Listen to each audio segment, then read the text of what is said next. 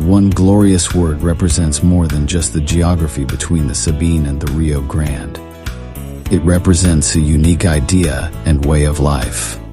A life of rugged individualism, proud self-reliance, gritty toughness, and fierce independence. That is what made Texas, and that is what will save her again. Howdy, folks. Sam Houston here.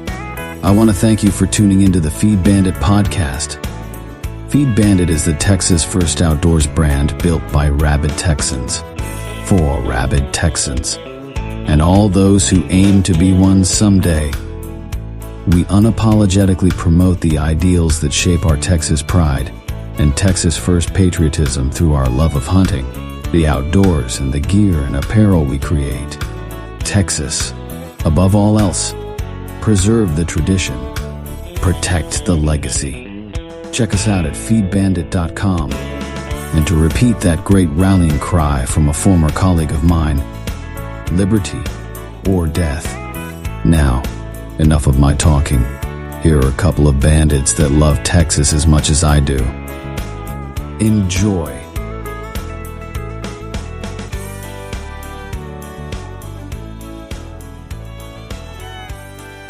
Howdy, friend. Welcome back to the Feed Bandit podcast. Jimmy back with you. And on this one, we are, now that turkey season's over, and it's kind of what we consider to be the off-season in Texas, more or less, we are going to jump back into, in this one, of the Whitetail Strategies series that we've been going over. We'll be going through that throughout the rest of the year, along with talking predator hunting. We will finish up, or continue here and there a little bit on turkey hunting, and then talking about a lot of other things off-season wise as we go along. But again, on this one, we're going to get back to our whitetail series, and the idea is with these series is that at some point we can put them into like a playlist essentially, and you can listen to them in a row, a month before each of the seasons to get a good re-primer on some things you can do. But also, a big part of these series is how do you prepare for the upcoming season. You could practice your calls, you could do what you need to do to set up your blind and feeder properly. You can be feeding your deer, preparing them for antler growth. You could do some predator hunting to improve the survivability possibility of, say, fawns and poults and things of that nature. So yeah, we're just having fun going through these series and learning a lot. Hopefully you're learning a lot with us. So let's jump into that, but first we got a little Texas history to go over.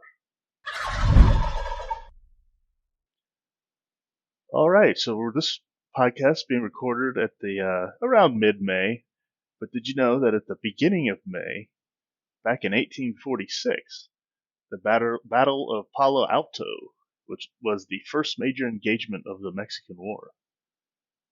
The Battle of Palo Alto, the first major engagement of the Mexican War, was fought north of Brownsville on May 8, 1846, between American forces under General Zachary Taylor and Mexican troops commanded by General Mariano Arista. Earlier, on April 23rd, Mexico had proclaimed a, quote, defensive war against the United States, which had annexed Texas. On May 12th, after hostilities had begun on Texas soil, the United States declared war on Mexico. The battle, which began about 2 p.m. and lasted until twilight, resulted in a standoff. Darkness ended the action, and both armies bivouacked on the battlefield. Never seen that word before. I'll have to look that up. That night, Mexican soldiers buried their dead at Palo Alto. Of the 3,461 troops that formed the Mexican Army of the North, Arista's commissary reported 102 killed, 129 wounded, and 26 missing, including deserters. Lieutenant George Meade, who interrogated captured Mexican officers, concluded that Mexican losses numbered 400 men. You may recognize that name, George Meade. He would be commander of the Union Army during the War of Northern Aggression, some 20 years later.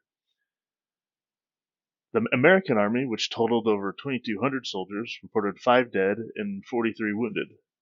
Arista's adjutant, Jean-Louis Berlander, however, stated that American casualties were about 200 dead and wounded. At Palo Alto, Taylor tested the superiority of the so-called flying artillery developed by Major Samuel Ringgold, who was mortally wounded in the battle. Guns were mounted on light carriages drawn by specially trained teams of horses and could be moved quickly for tactical advantage. Although soldiers on both sides clamored for the traditional bayonet charge across the field, the artillery duel dominated the action. The last maneuver at Palo Alto, nonetheless, was a desperate Mexican charge at sunset. Afterwards, the action tapered off. To neutralize the American artillery advantage at Palo Alto, the Mexican army moved southward at dawn on May 9th to Resaca de la Palma. Before it could regroup, Taylor charged and defeated Arista's army. Shortly, the Americans captured Matamoros, and Arista retreated southward towards Monterrey.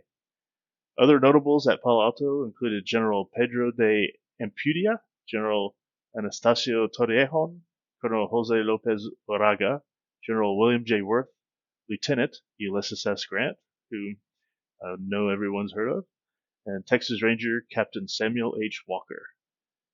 And of course, that war ended up making Zachary Taylor, General Zachary Taylor, a hero and eventually President of the United States. So there you have it. At some point, I will read an entire history of the Mexican War for the podcast, because I think that would be very interesting. But yeah, beginning of May 1846, started that whole campaign. All right. This is essentially acting as part 2 of what we started in the last episode of the Whitetail Strategies. Yeah, that would have been episode 182. So that's where we left off on our Whitetail series. And the last one we talked about in that was the alarm distress. This one we're going to continue talking about the social snort. The social snort vocalization is from a reaction from a nervous deer. I'm sure you have seen and heard a deer make this call. It is usually made by a deer nervously feeding at the edge of a field or in a woodlot.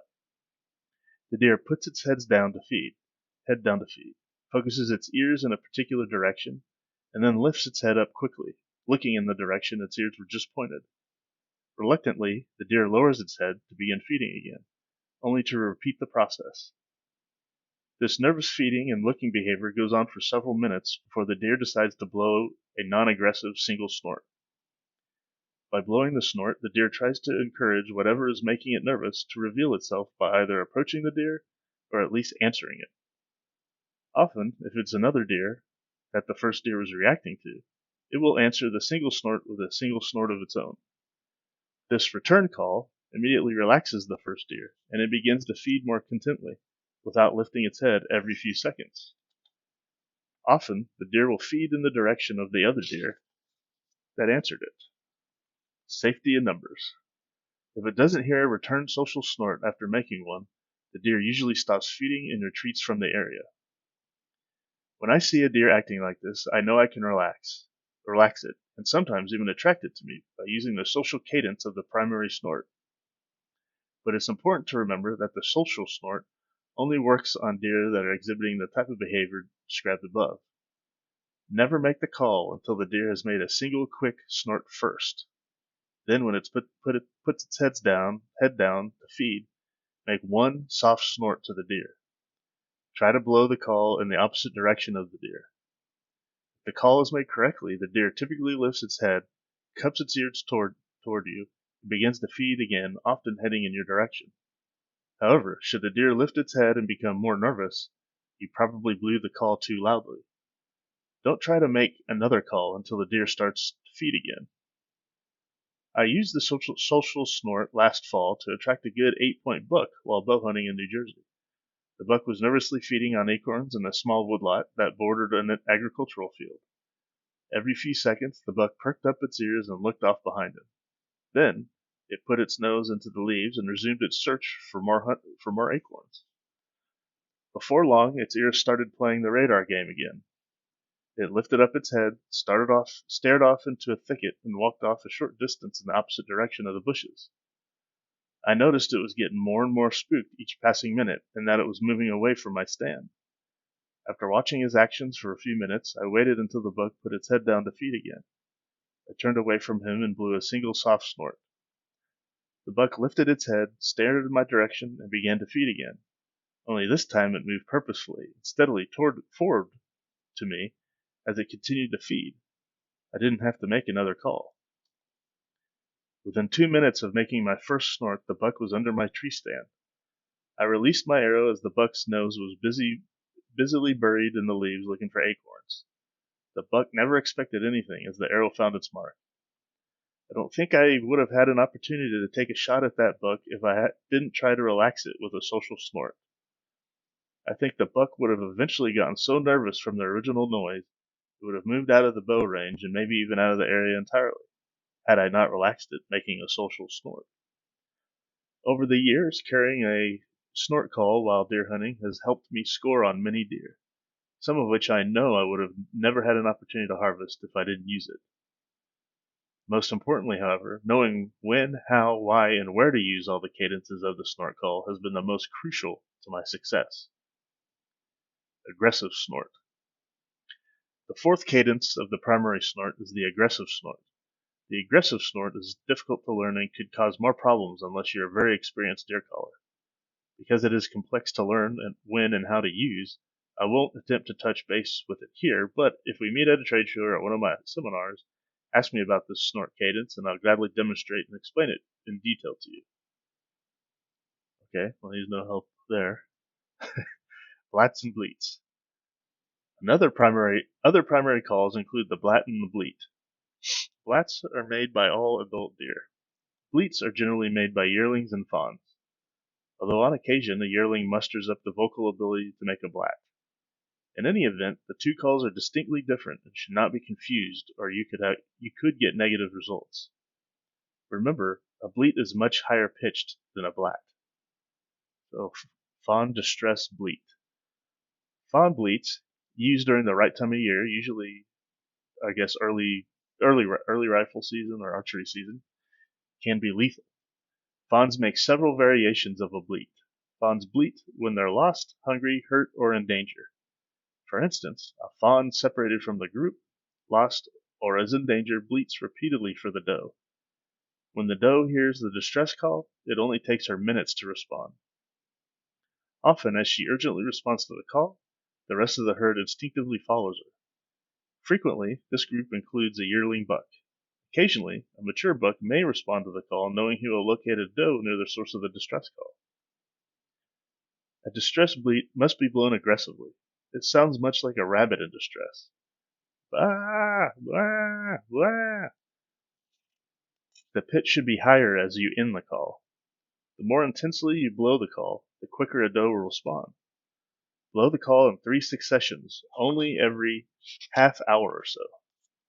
By blowing it more frequently, you'll probably attract predators like coyote and fox rather than deer. Okay, well there's a little tip for you if you're actually predator hunting and maybe it's maybe you're a rifle hunter and it's not quite rifle season yet, but you want to get some predators. Do the fawn bleat.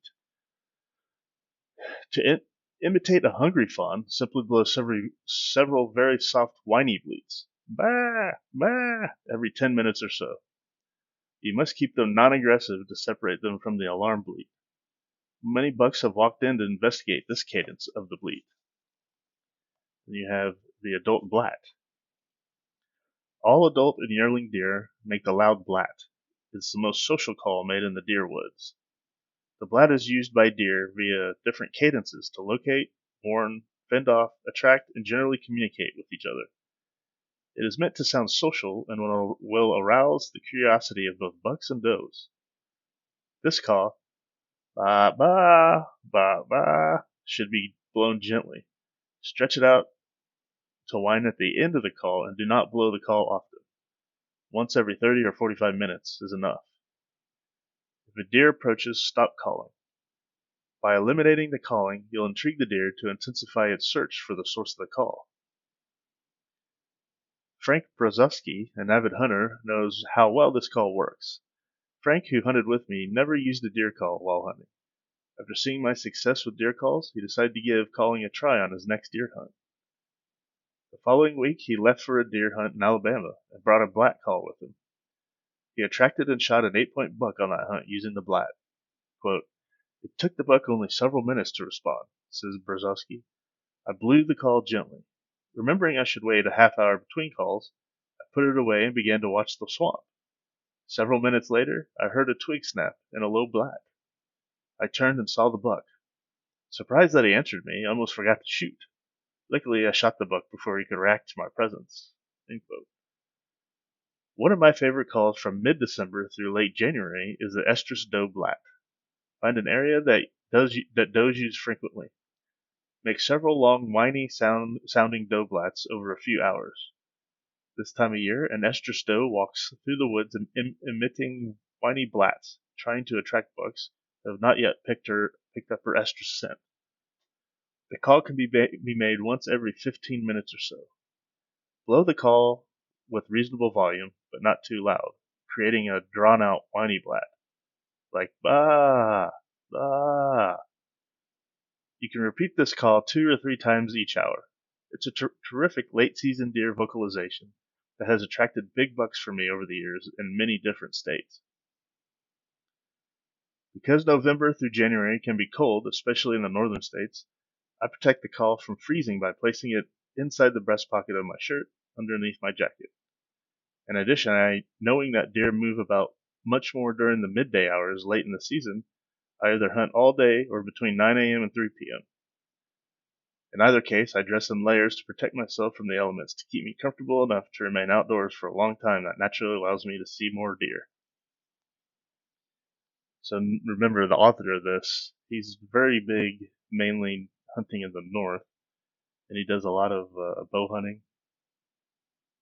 So, you gotta adjust that to down here in Texas. A lot of us hunt out of deer blinds, right? So we'll go in the morning, and depending on how patient you are, sit a couple hours, 2-3 hours, especially if you have your feeder go off. Then you go back in the afternoon, a couple hours before sunset.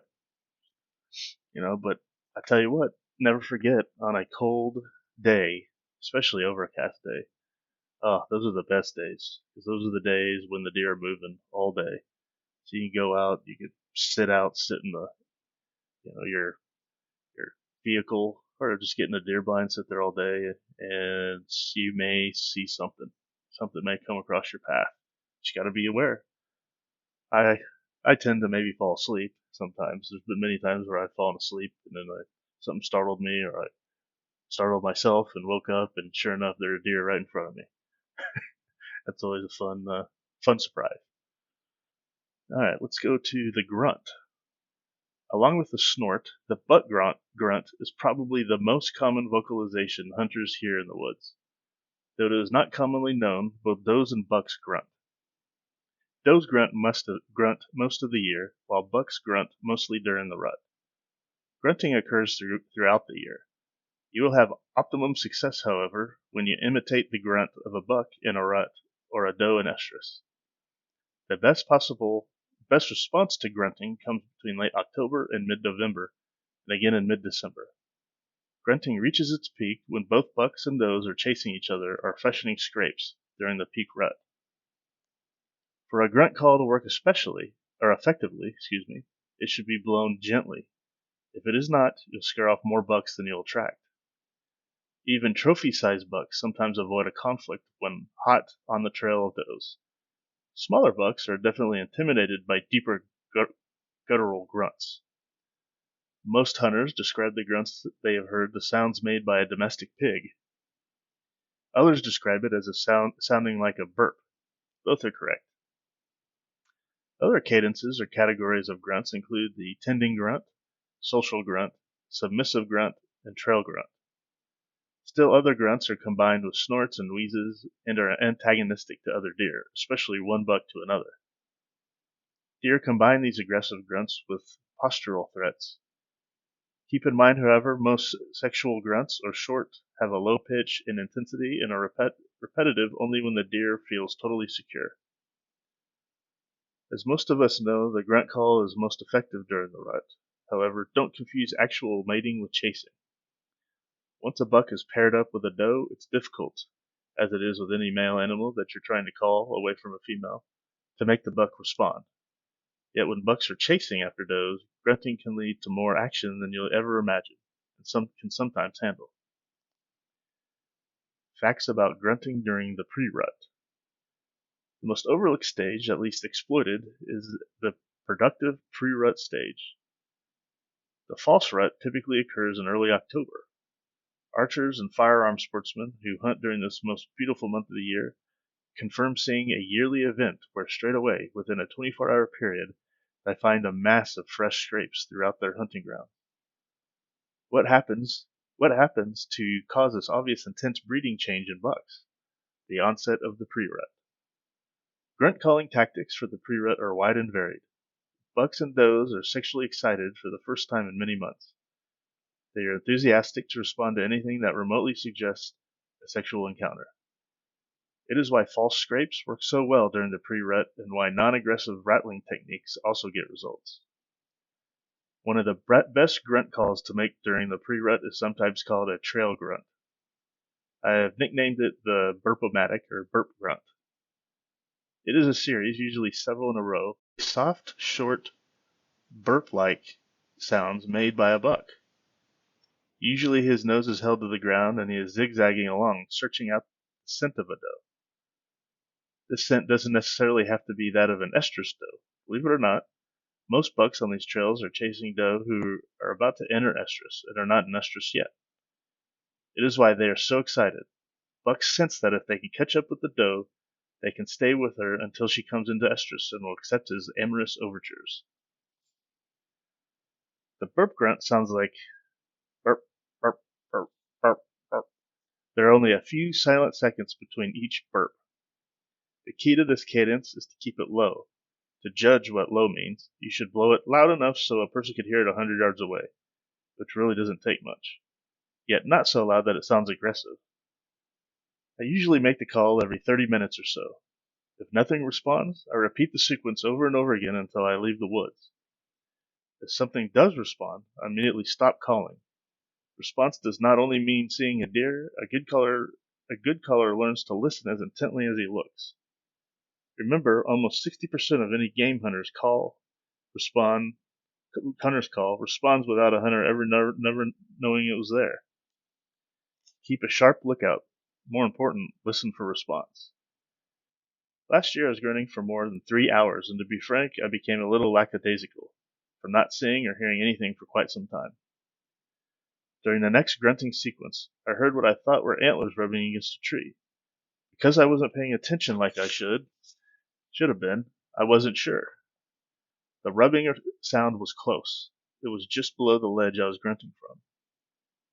Trying to confirm what I heard, I stretched over the ledge to look, and there, 10 feet below and 20 yards in front of me, was a dandy buck standing by a sapling, staring at me. My heart sank as the buck whirled off and ran. Sounds are as important as sights when calling deer. Listen for the snapping of a single twig, the rustling of a leaf, the sound of a buck's antlers being rubbed on a tree, the sound of urine hitting the forest floor, and to state the obvious, deer grunting back at you. These are all pertinent signs of response and should be treated accordingly. Yeah, there's nothing like sitting out there and listening, and it seems like every noise you hear other than birds, you tend to think is either a deer or a turkey. That's funny. Remember, and this is the most crucial factor about calling, when a deer responds, it is zeroing in directly on the location from where the sound is emanating. That's you. All the deer's sensors are focused on the noise. By continuing to call as the deer approaches, you almost guarantee that the deer will make you. And he will either walk by you like you weren't even there, or he'll bolt and run. Sometimes he'll make you from cover, some distance away, and you'll never even know he was there. Primary rut. The primary rut encompasses most of the serious aggressive behavior of deer during the breeding season. Therefore, I like to use 2 different cadences of the grunt during this period. The first is the grunt snort wheeze. The second is a variation of the burp grunt I used during the pre-rut, except the number of burps is reduced and prolonged. Grunt, snort, squeeze. The grunt, snort, wheeze is an antagonistic, aggressive call. Of the grunt call cadences, it's the most difficult to master. This call is made by bucks of a higher position in the herd. The sound made by these bucks is meant to get the attention of subordinate bucks. It basically says, "Hey you, did you see this headgear? Are you ready and able to take me on? If not, then scram." That's exactly what most bucks will do when they hear this call made by a hunter. They will leave the area. Interestingly, however, if there's an aggressive buck who holds a high position within the herd, he almost inevitably is motivated to respond. I use the grunt, snort, wheeze mostly with aggressive rattling and grunting tactics, which I use infrequently. Begin the call by making a long, guttural, deep grunt. Follow this with a short snort. For the sake of clarity, although it has always been called a snort, it's more of a nostril clearing sound than a certified snort. Imagine it sounding as if you had a runny nose that was not full of mucus. Although you blew your nose hard, you would only hear a quick sound rather than a long, voluminous, mucus clearing type noise. Man, I'm having trouble today. This is followed by a short wheezing sound. The wheezing can best be described by a short cough from deep within the lungs. However, keep it short. Cough as softly as you can while expelling all the air from your lungs. Combine these three sounds to create the grunt, snort, wheeze. Don't become disappointed if you don't have a buck respond right away, or at all. Again, this is a call designed to be used by trophy hunters. The second cadence I use during the primary rut is the extended burp grunt. Some call it the tending grunt. It's usually made by a buck with an estrus doe close at hand, feeding or bedded down near him, or in some instances, has momentarily walked out of his sight. Every so often, the buck grunts to keep himself on the doe's mind until she's actually ready to breed. He'll also make and extend burp grunts to warn off other bucks. It's a highly effective call during the primary rut and is used from November until late December. The trick to this call is that while it's a pitch higher than the pre-rut burp grunt, it's still not made loudly. Every 20 minutes or so, take the call and cup the end of the tube in your palm. The palm should be half open, not tightly closed, and blow 2 or 3 short burps. They sound like this: burp, burp, burp. Each burp is slightly longer than the pre-rut burp. When you get a response, whether it's by sight or sound, immediately stop calling. Deer are edgy after several weeks of hunting pressure and react more cautiously to everything, including other deer vocalization.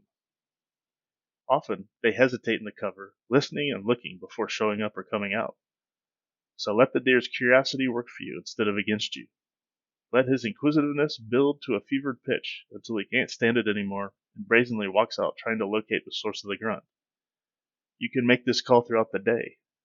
During firearm season, don't grunt during the prime times, that is to say when a majority of other hunters are in the woods, dawn to 9 a.m. and 2 p.m. to dusk. Instead, grunt between 10 a.m. and 2 p.m. and look for considerable success with this strategy. Late or post-rut. During the late rut, most of the immature or latest born does and any other doe that was not successfully bred yet come into estrus. Many hunters have conveyed stories to me that during the late rut, they have had much success with grunting. This doesn't surprise me. Grunting can be effective into January and February. Some does are still experiencing estrus cycles in December, January, and even into February. The post-rut is a period overlooked by many hunters who are sure that the rut is long over and have already put away their grunt calls. One sign to look for during this phase is a quick and dramatic increase in deer activity. Does coming into estrus during this period are buck magnets because there are not many of them, and they tend to have an intensity about their odor and body language. Curiously, they are as bent about finding bucks as bucks are about finding them. They will trot along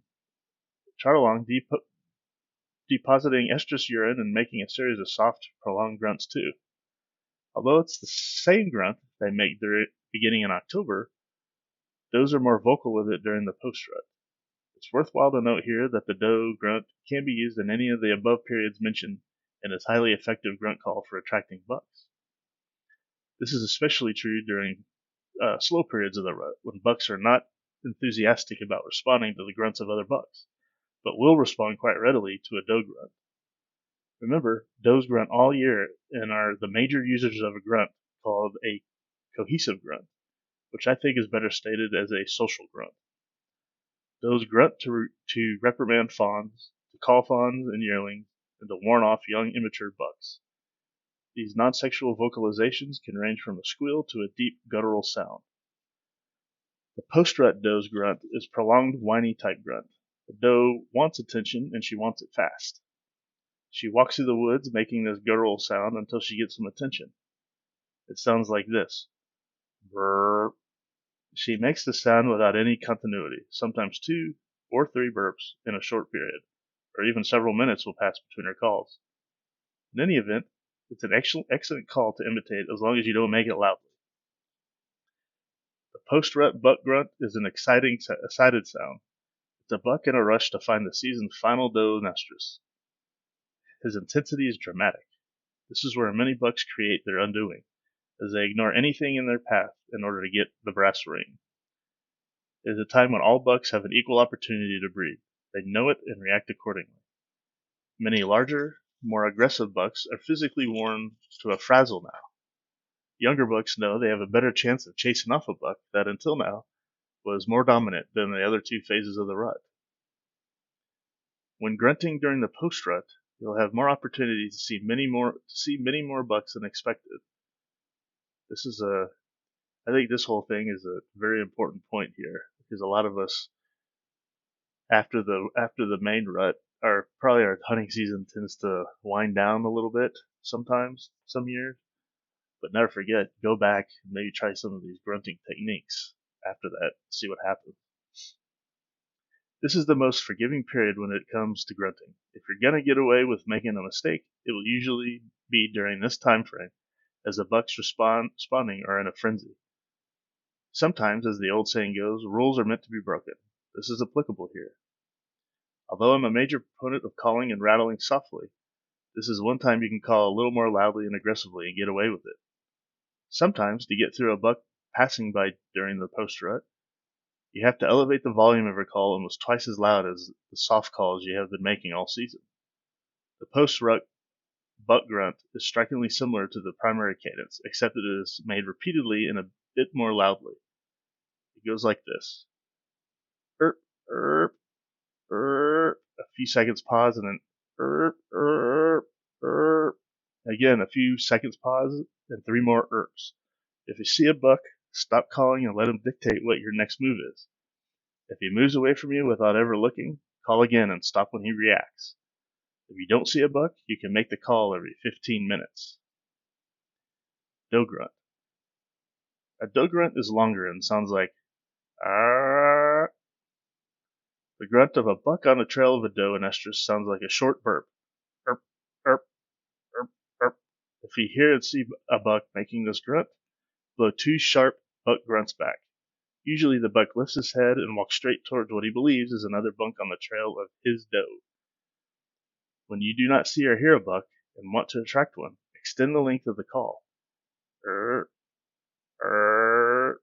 You'll know immediately if you're blowing the call wrong, if it sounds like a duck call. You'll find the grunt easy to use and one of the best calls for attracting bucks to your stand. Leo Soma from Long Island, New York, started using a grunt call during season in the past. While bow hunting the first week of December, the late rut, in an area that receives a lot of pressure, Soma began using his grunt call at around 3 o'clock in the afternoon. He blew 2 long burps, waited several minutes, and repeated the call. He was going to wait another several minutes and blew the call again when it dropped to the ground. I was just about to climb down from my tree stand to get the call, Soma told me, when I heard a deer approaching. Within moments, a buck stopped 50 yards from my stand. He was on a well-used deer trail, apparently searching for the source of the call. He began rubbing his eyes and forehead on an overhanging branch. After several minutes, he went back exactly the way he came. In desperation, I tried to imitate a call by cupping my hand and calling to the buck. The buck didn't hear me and continued off. I have no doubt had I not dropped my grunt, I would have had a shot at the buck. Paul Butsky is an expert wildlife caller. He has won several national turkey calling championships and now manufactures his own line of game calls. His favorite and most successful deer call is the grunt. Before I began using the grunt call, I knew bucks were slipping by me undetected. Now since I've been using the grunt, bucks are coming in and looking for me, said Butsky. To help increase your success while grunting, create more of an illusion by combining your grunt with intermittent antler rattling. Also, shake a sapling or a branch of a tree a few times when you're grunting. These effects add to the realism of your grunting. The most important advice I can give you about calling is to practice each call long before the season. Practice not only makes you a better caller, but it also enhances your confidence level tremendously. Remember the principle: concentration plus positive thinking times confidence equals consistent success. Being confident in your ability to imitate different deer sounds and knowing when to use an alarm snort as opposed to a social snort will put antlers on your wall and venison in your freezer. I'll close with this. When you think you've practiced your calling techniques enough, practice, practice, practice, and practice some more. Alright, that was a big, thick 2-episode discussion on deer calls. But I can tell you, coming from someone who never uses deer calls when they're out, when they're hunting, that this is definitely something that I'm going to play around with come this fall and see what I can do. It's very, very interesting how he describes the behavior of bucks to the different calls. This one in the episode before, you'll probably want to put as favorites so you can re-listen to them come late September, into October. And remember, you practice your grunts, practice your calls, your grunts, and get good. That's another good off-season tip, is when you're bored, pull out your call, whether it be your turkey or your deer call, your grunt call, whatever it is, pull it out and use it. See what you can get. Heck, in the summer, I know it's hot as Hades, but, if you got a spot in the shade somewhere that deer transition through or whatever, go down, sit, use a call, see what happens. Use it, take your turkey call, take a deer call, take a grunt call, and see if anything reacts. If you see an animal, see if it reacts to you. That'd be something fun to do, something fun to take the kids down and do as well. Always keep them involved in everything you're doing. Teach them your skill. Maybe they'll get really interested in it and they'll join some sort of calling competition. And then they'll be the pro caller. And then what you could do is you take them with you to sit in the blind all the time, which you should be doing already, but continue to take them and have them call. And of course, when they get old enough, they can call and then shoot their own deer and then clean their own deer.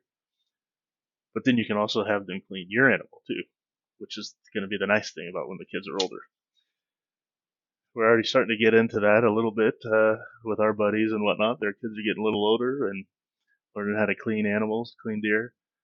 It's funny how quick the time flies and the cycle of life comes around. So anyway, I hope you enjoyed these. I hope you're enjoying this Whitetail Strategies series, and I hope you learned something about deer calls. I sure know I did. And I don't know. Stay tuned. We'll have to see what the next subject is. It looks like next time we'll be talking about rattling. So that's another little tool we'll be able to put in the tool chest after we get through that section. So stay tuned. Alright, well, in the meantime, support your local feed store. Thank you very much for listening. We really appreciate it. And we'll catch you on the next one. Take care.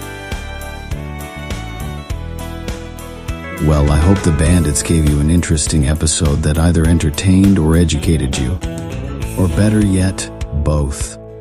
Hell, I told them this podcasting thing looks harder to do than defeating Santa Anna. So if you would, please help them out by sharing it with all your like-minded friends to help the bandits get the word out.